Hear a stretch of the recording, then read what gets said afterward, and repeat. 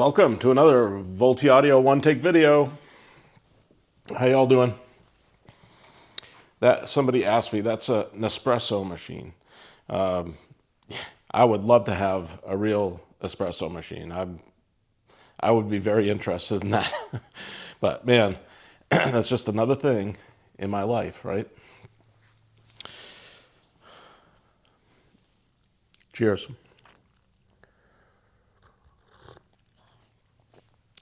Happy Sunday morning to you. So I don't know about you, but it takes me halfway through January before I recover from December. And it just all of a sudden I realize, wow, half of January is already gone. And then the next thing I know, it's the end of January, and I think, oh my goodness, first month of 2026 already gone. Does this happen to you?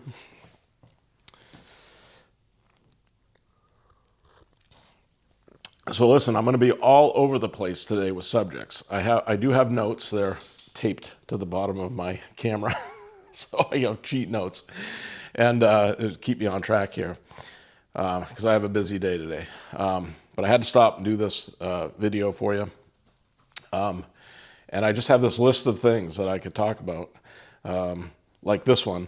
Like, I don't do custom work. I'm going to jump all over the place today. Be prepared, all right?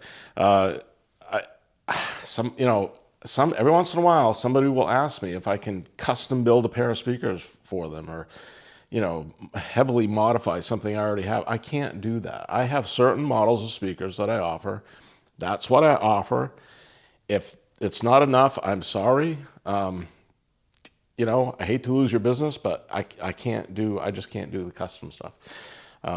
So I wanted to touch on that subject real quickly.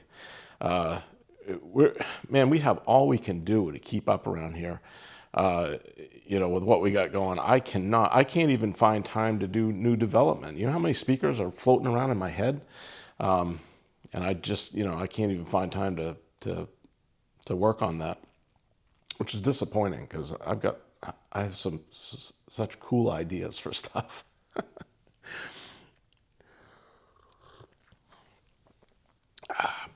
So some people have asked me about our house, and I just will quickly show you. Somebody said, "Oh, it looks like a huge place." No, it's not a huge place. The scale is a bit different on it. If you look, well, it's hard for you to tell, but the windows, for instance, and the top of that door right there are at the 8-foot level instead of the 7-foot. Most homes have 8-foot ceilings or 7'9" ceilings, and then the tops of windows are at 7 feet, like our kitchen window is. That one is at 7 foot. But then when you look at the interior door to our pantry, that's an 8-foot tall door. But I did that on purpose. I wanted to change the scale a little bit. So it's interesting what happens. And by the way, I did a lot of home design work over the years, so these subjects really interest me. But when you raise a ceiling height, the room actually becomes a little cozier feeling. So this, my listening room, which is my living room, actually, is, what is it? It's probably, I don't know, 18 or so by 28, I'm guessing. And then, of course, a big opening here into this, back up here into this dining room between the two posts. And so anyway, it's, I don't know how, it's probably 1,500 square foot, something like that, which actually might even include our garage. 1 bedroom. I don't need more than that. That's just fine with me. But it is, it is kind of elegant. I really am so happy with the way it came out. There's lots of little trim details, and the I call it stonework. It's just split face concrete block, as you can see behind me there as I walk by. Yeah, I love the texture. I'm not a big drywall fan. I love the different textures, wood, stone, that type of thing. I couldn't afford a stone house, so that door we just came through, that's the door. quote, capital T, capital H, capital E, end quote, between Volte Audio and the Roberts residence. It really all feels the same to us, so we're comfortable anywhere in this place, but we do call that part our home. And but I think I live more time out here in technically the shop. But anyway, this area right here is our office where my computer is, and Lori's desk, and we have a little seating area. This is nice having another TV set up in here, because sometimes I have taken over the living room for demos. And then this is I didn't show you that our kitchen is not done in there. It's getting done, but this is our temporary kitchen. And this is also the room where we build crossovers. Let me show you that. You've probably seen all this before, but that's where we build crossovers. That's where I make bread. And I cook some damn fine meals in that little kitchen. And then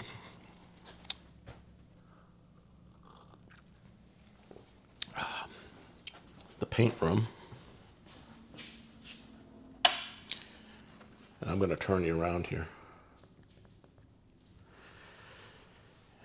so you could take a look at this. This is Cocobolo Vittoras. That's 2 coats of clear. They'll get 1 more coat. So Dean, I don't know if you're watching, but I'm getting there, buddy. I'm finally at the point where I'm getting finish on your speakers. That means we're pretty close. I'm guessing we're a month out at this point now. So after a very long wait, and I sure do appreciate your patience. It's been as painful for me as it has been for you, I'm sure. Here, I'll show you another little thing. It's kind of interesting. We call this the packing shipping room. This is where stuff gets packed up and then brought out onto the porch for pickup. All right, so here you go. This is, Dean, these are your parts here. I don't know if I can reach that up enough to get a view of that. Really beautiful. And Stephen, I don't know, Stephen, if you're watching, these are your Vittoras. You wanted something darker.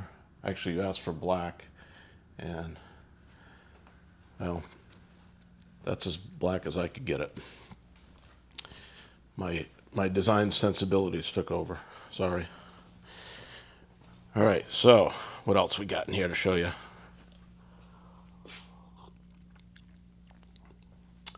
VTK crossovers.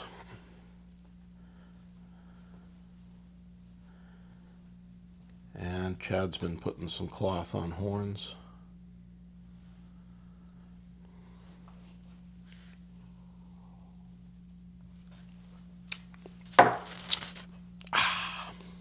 All right, here we go. We're going through. Nice day. A little bit too cold for top down, but I had the top down yesterday. All right.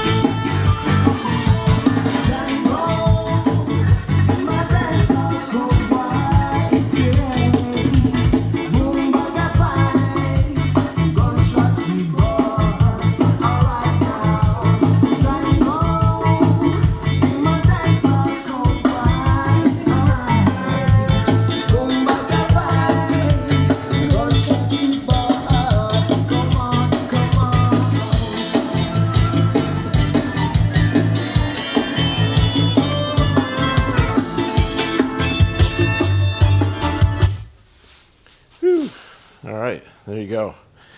You know, all Volti audio speakers are broken in for 100 hours or so. There's 2 pair of RAS getting their break in. They're almost done. Hey, if you don't mind, please remind me to turn that music back on, will you? I don't forget. Yeah, you remember these ones? These are the ash ones that I put a little bit of dye in the lacquer and kind of giving us a little bit more tan rather than yellowish, which I absolutely love it. These are now available. I don't have them photographed yet. That's next thing. And then pretty sure these are available. I don't think these are sold. These are red gum RAS. Let me know if you're interested, and I will pack them up for you. All right, what else we got going? In the bag, oh, this must be the other, this is the other one that, the match to that one. So that's Paduke Lucera that we're working on. That's the new Paduke. Remember I showed you that veneer a week or 2 ago? I really like it. I think that's going to be beautiful when I get the lacquer on it. All right. Michael, here you go. Michael has asked me for Mahogany. What model? I think Rivals. Mahogany Rivals. And he's got furniture he wants to match. And I've already explained to him, very difficult to match any furniture or trim or flooring in your house. Almost really is better just to contrast it. But some people really want to try to get the coloring at least close. So here we go, Michael. I'm going to show you, I'm going to wet down all 3 of these and show you. Maybe one of these will work for you. Let me know what you think. I need 2 hands for this. Hang on.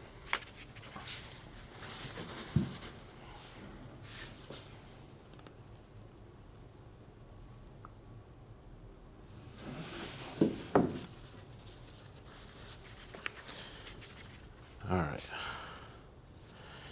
here we go.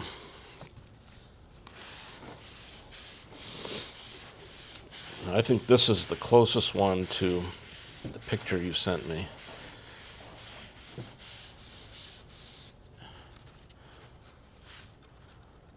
So that's pretty much what we can expect the finish to look like on that. It's a mahogany, I'm pretty sure. Sorry, I don't know for sure exactly what it is. I've kind of lost track of this one. Actually, I've lost track of both of these. I think they're both types of mahogany. Very different, though, from one another. So here's another one.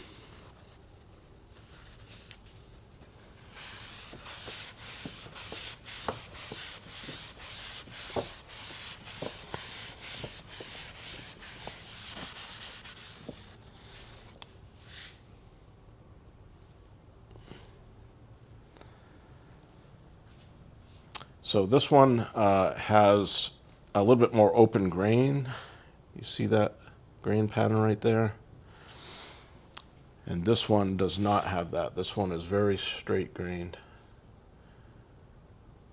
But it's not sapelli, so I don't really know what this is. One of these could be Macquarie. I'm sorry I don't know, but really it doesn't matter. You tell me what you think. If you like it, they're both high quality veneers.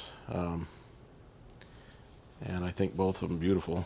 And let me know what you think. Now, I am going to show you the Atimaway.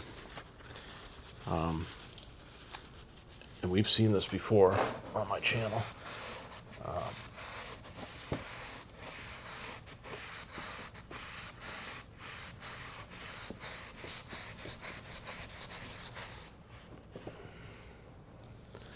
So that is Atimaway. And again, very straight grained. This Atimaway does not have the sapwood in it, so it will not have the stripe. And it has figuring. If we get a close up there, so you can see the figuring there. See the horizontal markings, I guess you'd call them. That's what we call figuring. That's actually pretty highly figured. That is a very sought after thing in wood. Although not everybody likes it, but anyway, a Timaway. So there you go. What do you think, Michael? One of those work? Let me know what you think. And the rest of you, leave me a comment. I love your comments. The comments give me plenty of stuff to talk about. Oh, yeah, this is interesting. You know what I'm trying to do? I have input plates on my speakers on the back towards the bottom, and it's where we put a decal on there that gives you the serial number and the model of the speaker and our website, and it's branding. And I have been using 1/2-inch Baltic birch, and I sand it really nice, and then I put several coats of lacquer on, and that smooths it nicely. So when I put the decal on, I get a really smooth finish. Well, I thought, well, heck, if I could find a product that like a laminate, a laminate on wood that I could use, then I wouldn't have to go through the process of sanding and lacquering. It would just have this nice smooth finish.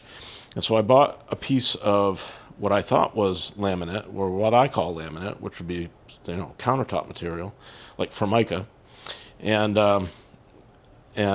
from Amazon, and I get it, and it's not, though. It's just super thin. I don't know what the heck it is. And I don't know if you can see it. If I get up close, I don't know if this is coming through or not, but it's not perfectly smooth. And I don't know if that's something I did, or if I don't know. I'm not really sure. I don't think this is going to work, but I think I might try it anyway. So the idea is, I bring that to the CNC, we turn it upside down, this side down, let the machine cut out our input plates, and, that's it. You put decal on it, in theory.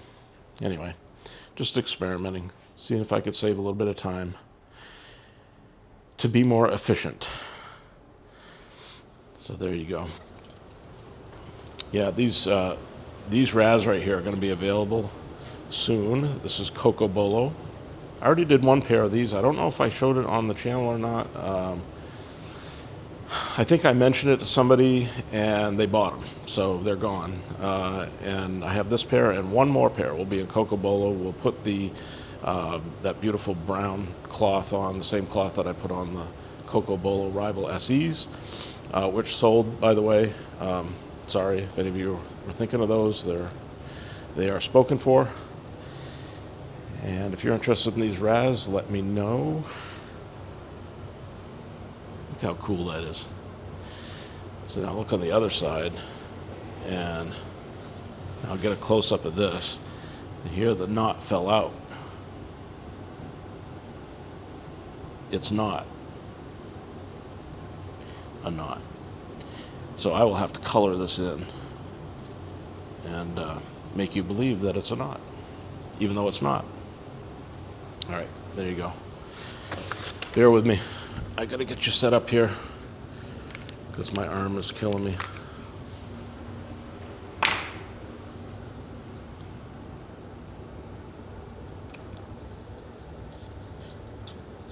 I'm putting the camera on the tripod.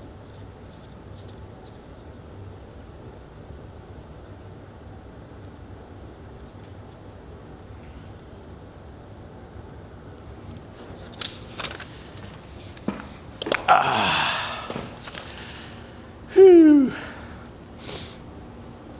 You like this backdrop? That looks pretty cool, doesn't it? Jason's been busy getting Rivals built. I do have some notes.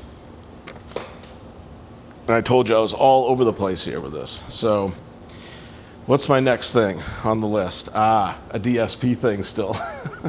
I just can't let it go, can I?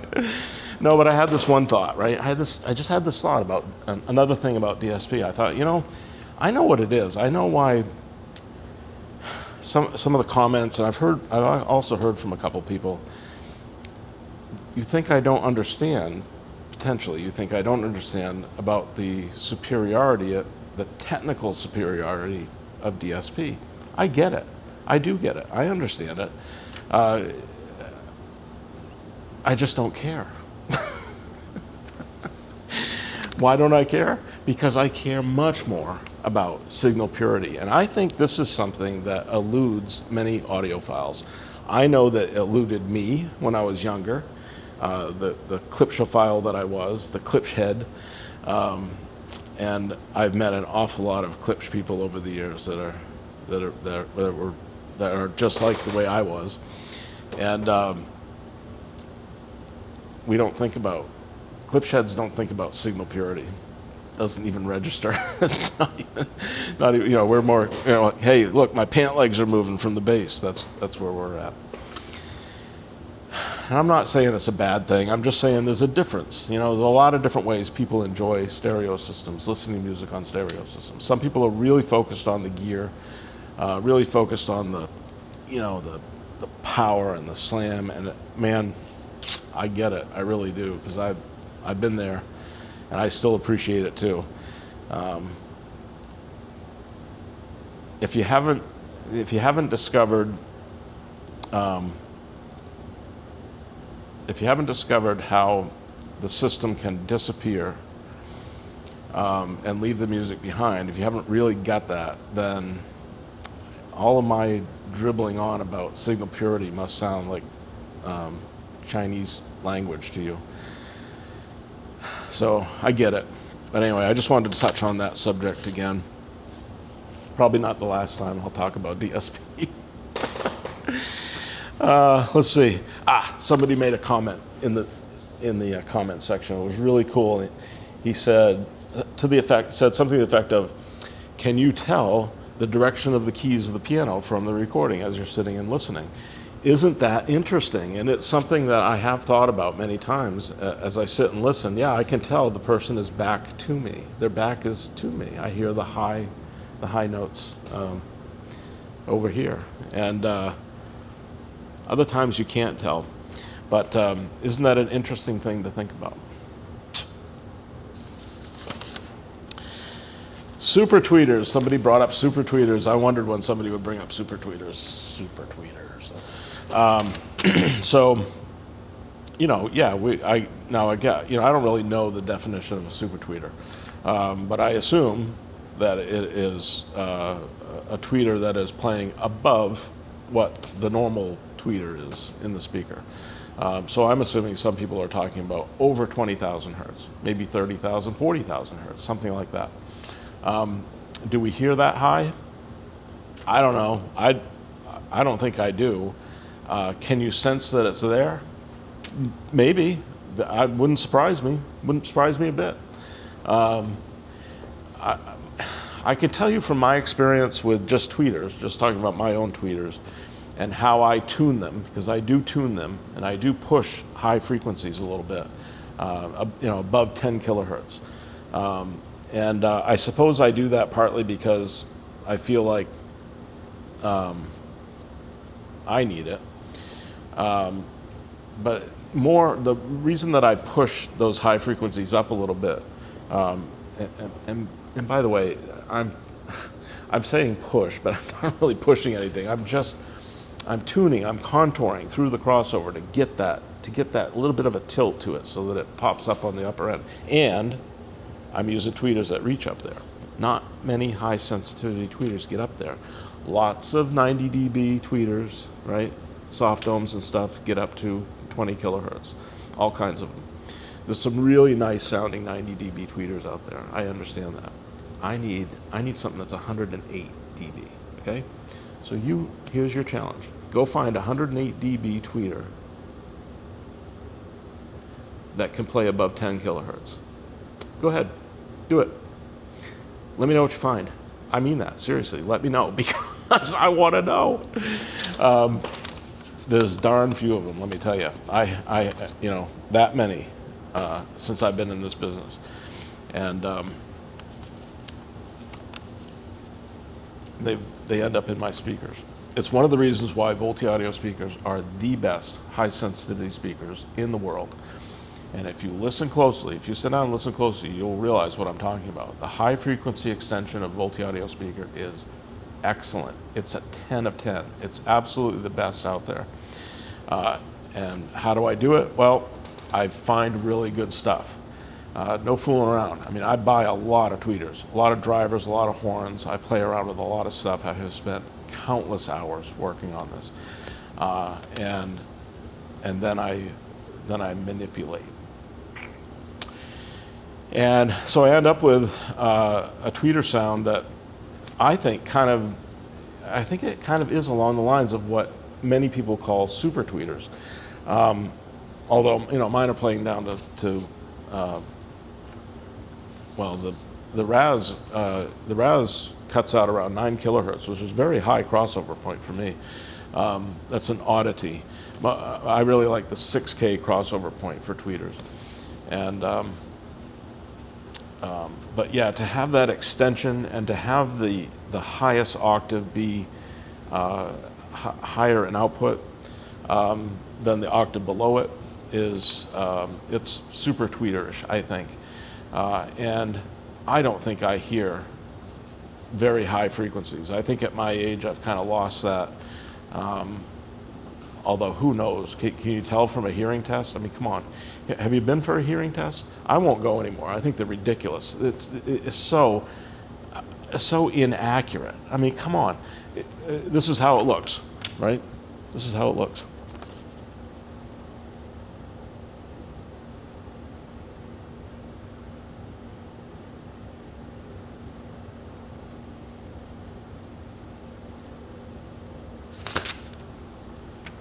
Really? Is that the best we can do in 2026 for hearing tests?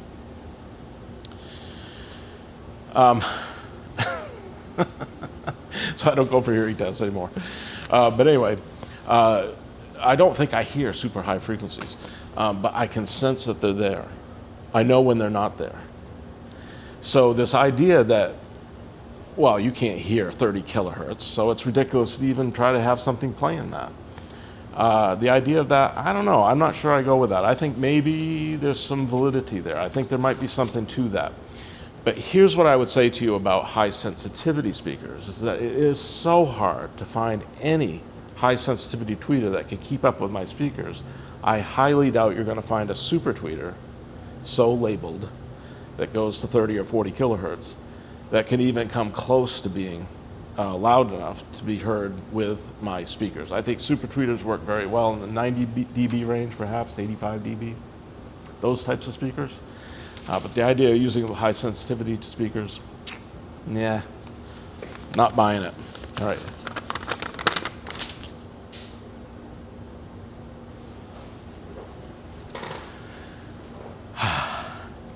We had a great year last year.